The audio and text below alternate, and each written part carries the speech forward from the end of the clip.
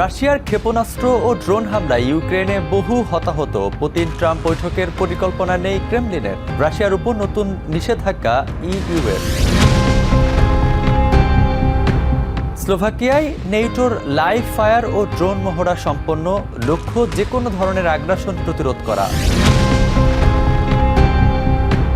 Northern আয়ারল্যান্ডে ভয়াবহ ছুরি হামলা ঘটনায় ক্ষোভ জানালেন ব্রিটিশ প্রধানমন্ত্রী কিয়ার স্টারমার। স্পেন থেকে বার্সেলোনায় পৌঁছেছেন পোপ লিও। মাদ্রিদে হাজারো ভক্তের অশ্রুসিক্ত বিদায়। এবং প্যারিসের নিলামে উঠল ডাইনোসর টি রেক্সের জীবাশ্ম থেকে তৈরি চামড়ার ব্যাগ। মূল্য ধরা হচ্ছে 300 থেকে 500 হাজার ইউরো। ইউরোপের হালনাগাদ ও বৈচিত্র্যময় খবরাখবর আপনাদের সামনে এক নজরে তুলে ধরছি আমি নাবিল হুসাইন।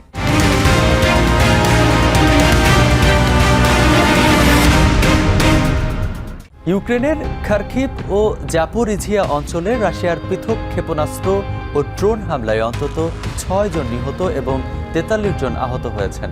স্থানীয় প্রশাসন জানিয়েছে, মঙ্গলবার খার্কিভের রুশ হামলায় 4 জন নিহত ও 20 জনের বেশি আহত হন। উদ্ধারকর্মীরা সেখানে ক্ষতিগ্রস্ত ভবন ও ধ্বংসস্তূপের মধ্য থেকে উদ্ধার কাজ চালাচ্ছেন। অন্যদিকে সোমবার জাপোরিঝিয়ায় ড্রোন হামলায় 2 জন নিহত ও 23 জন আহত হয়েছেন। সিসিটিভি ফুটেজে হামলায় ভয়াবহতা তুলে ধরা হয় দেশটির গণমাধ্যমে। এই হামলা এমন এক সময় করা হলো যখন president Vladimir Zelenskyy Britain, France ও জার্মানির নেতাদের সাথে যুদ্ধবিরতির আলোচনা শেষে কিয়েভে ফিরছেন। হামলার বিপরীতে রাশিয়ার অধিভুক্ত ক্রিমিয়াতেও ড্রোন প্রতিহতের দাবি করেছে মস্কো।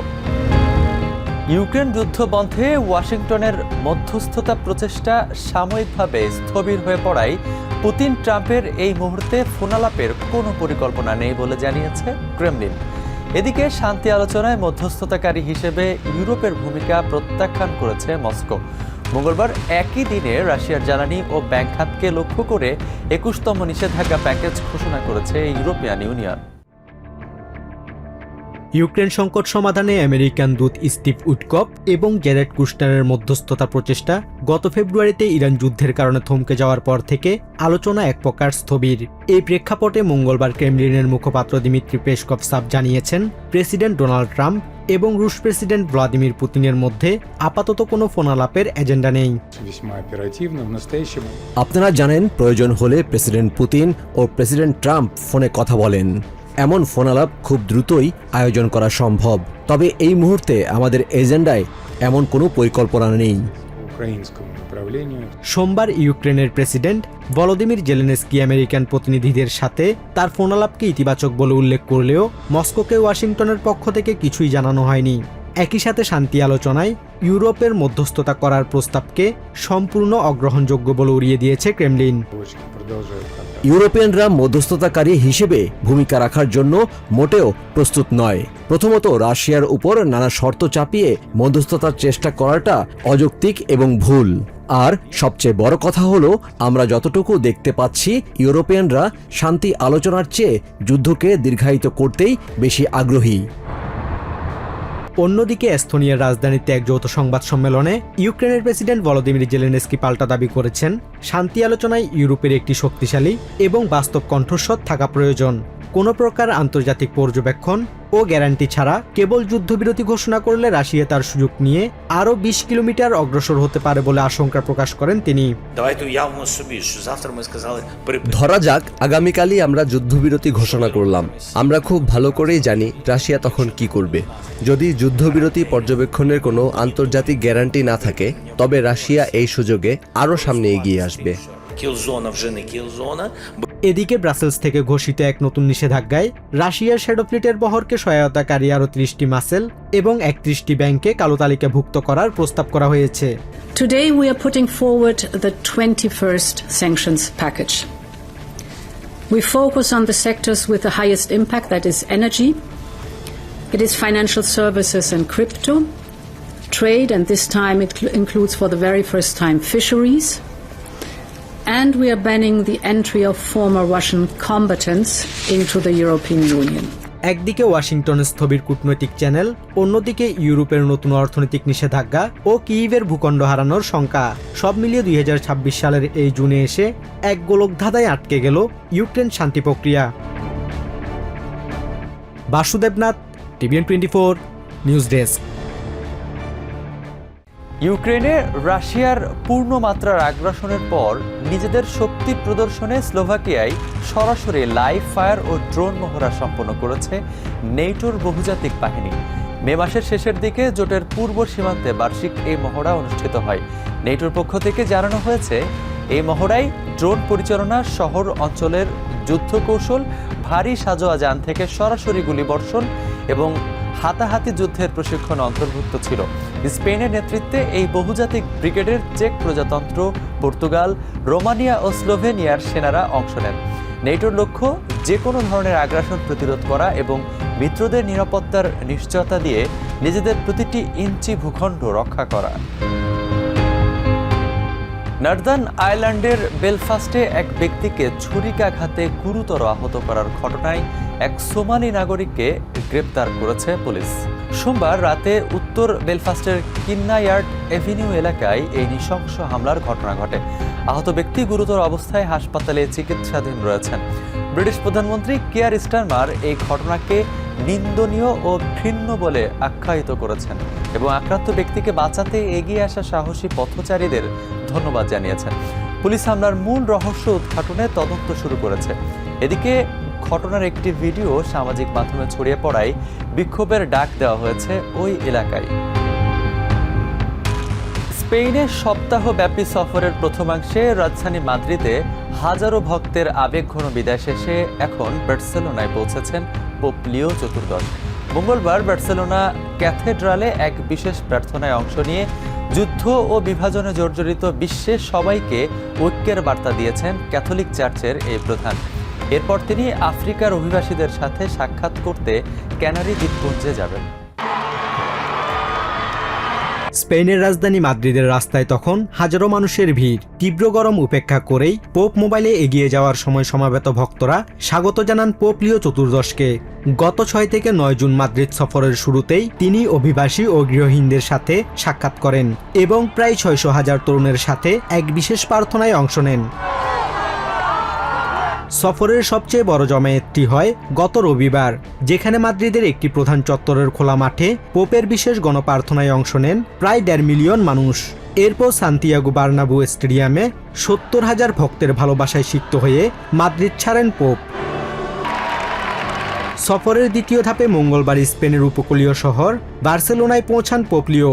বার্সেলোনা ক্যাথেড্রালে তাকে স্বাগত জানাতে সকাল থেকেই ভিড় করেন শত শত সাধারণ মানুষ।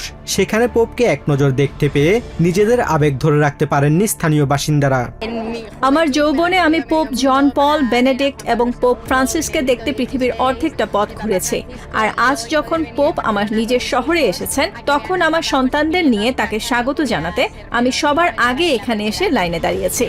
ক্যাথেড্রালে প্রার্থনা শেষে পোপ লিও চতুর্দশ ঐতিহাসিক সেন্ট ইউলালিয়া ক্রিপ্ট পরিদর্শন করেন। পরবর্তীতে এক অঘোষিত মুহূর্তে তিনি এপিস্কোপাল প্রাসাদের বারান্দায় এসে উপস্থিত জনতাকে আশীর্বাদ করেন। ক্যাথেড্রালের বক্তব্য জুড়েই ছিল বর্তমান বৈশ্বিক সংকটের কথা। যুদ্ধ এবং বিভাজনে জর্জরিত এই পৃথিবীতে ক্রমশ খণ্ডিত ও ব্যক্তিকেন্দ্রিক হয়ে পড়া এই সমাজে আমরা সবাই ঐক্যের, সম্প্রীতির এবং শান্তির সাক্ষী ও বার্তাবাহক হতে চাই। ঈশ্বরের দোয়া এই ঐক্যকে যেন কোনো কিছুই ধ্বংস করতে না পারে, সেদিকে আমাদের খেয়াল রাখতে হবে। বুধবার বার্সেলোনার বিখ্যাত সাগ্রাদা ফ্যামিলিয়া ব্যাসিলিকার নতুন টাওয়ার উদ্বোধন করবেন পোপ। স্পেন সফর শেষে তিনি ক্যানারি দ্বীপপুঞ্জে যাবেন, যেখানে আফ্রিকার বিপজ্জনক সমুদ্রপথ পাড়ি দিয়ে আসা অভিবাসী ও অনাথ শিশুদের সাথে সাক্ষাৎ করবেন তিনি, যা বিশ্বজুড়ে জাগাচ্ছে মানবিক সারার এক নতুন আশা। পোপ লিও চতুর্দশ ক্যানারি দ্বীপপুঞ্জকে বেছে নিয়েছেন কারণ এখানকার অভিবাসীরা চরম নিরাপত্তাহীনতা ও অবহেলার শিকার। আফ্রিকা থেকে আসা এই সমুদ্রপথটি পৃথিবীর সবচেয়ে ঝুঁকিপূর্ণ ও বিপজ্জনক রুট। পোপের এই সফর বিশ্বমঞ্চে এই প্রান্তিক মানুষদের অধিকার রক্ষা এবং মানবিক সহায়তা পাওয়ার ক্ষেত্রে এক নতুন আশা জাগাচ্ছে। Basudebnath, TVN24 news desk. Dinosaur টি রেক্সের ফসিল থেকে সংগৃহীত কোলাজেন ব্যবহার করে ল্যাবরেটরিতে তৈরি করা হয়েছে বিশেষ ধরনের চামড়া। আর সেই চামড়া দিয়ে তৈরি একটি বিলাসবহুল হ্যান্ডব্যাগ প্রদর্শিত হচ্ছে ফ্রান্সে। আগামী 11 জুন প্যারিসের একটি অ্যাকশন হাউসে তোলা হবে অনন্য এই ব্যাগটি। প্রাগৈতিহাসিক প্রোটিন ও আধুনিক বায়োটেকনোলজির মিশ্রণে তৈরি এই ব্যাগটির মূল্য ধরা হয়েছে 300,000 থেকে 500,000 ইউরো।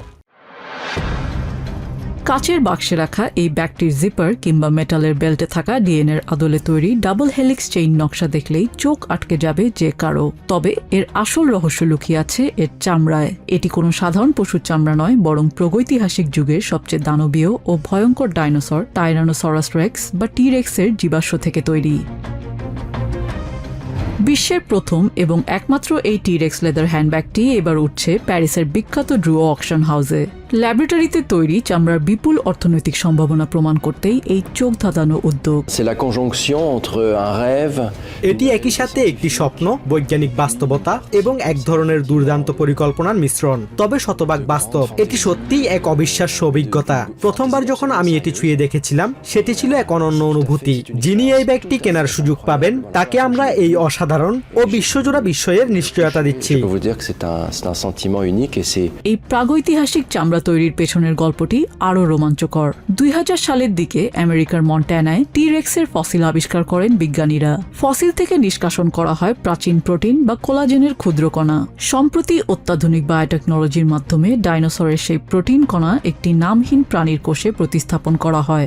এরপর জটিল সেলুলার ক্যালকুলেশনের মাধ্যমে ল্যাবরেটরিতে কৃত্রিমভাবে কালচার করে তৈরি করা হয় এই ডাইনোসর স্কিন। এখানে আমাদের কাছে আসলে টি রেক্সের কোলাজেন রয়েছে, যা মন্টানায় পাওয়া গিয়েছিল। 2000 সালের দিকে প্রযুক্তি এত উন্নত ছিল না, কিন্তু আজকের বায়োটেকনোলজির সাহায্য নিয়ে ফসিল থেকে পাওয়া তথ্যের উপর ভিত্তি করে নিখুঁত কোষীয় গণনার মাধ্যমে চামড়ার এই পুরো অবয়বটি তৈরি করা সম্ভব হয়েছে। এক্সপেরিমেন্টাল ফ্যাশন ব্র্যান্ড অনফা লেভে ব্যাগটির এমন একটি প্রাচীন নীলচে সবুজ রং বেছে নিয়েছে, যা প্রাগৈতিহাসিক চামড়ার উপরিভাগকে নিখুঁতভাবে ফুটিয়ে তোলে। ল্যাবরেটরিতে এই বৈজ্ঞানিক গবেষণার পেছনে খরচ হয়েছে কয়েক মিলিয়ন ইউরো, আর তাই বিরল এই ব্যাগের সম্ভাব্য নিলাম মূল্য ধরা হয়েছে 300,000 থেকে 500,000 ইউরো। নিজিয়া জামি, টিভিএন 24 নিউজ ডেস্ক। এক নজরে ইউরোপের আরও নানা খবর পেতে চোখ রাখুন টিভিএন 24 নিউজ নেটওয়ার্কে, ইউটিউব ও ফেসবুক পেজে। নিউ ইয়র্ক থেকে সম্প্রচারিত টিভিএন 24 টেলিভিশন বিশ্বজুড়ে বাঙালির কণ্ঠস্বর।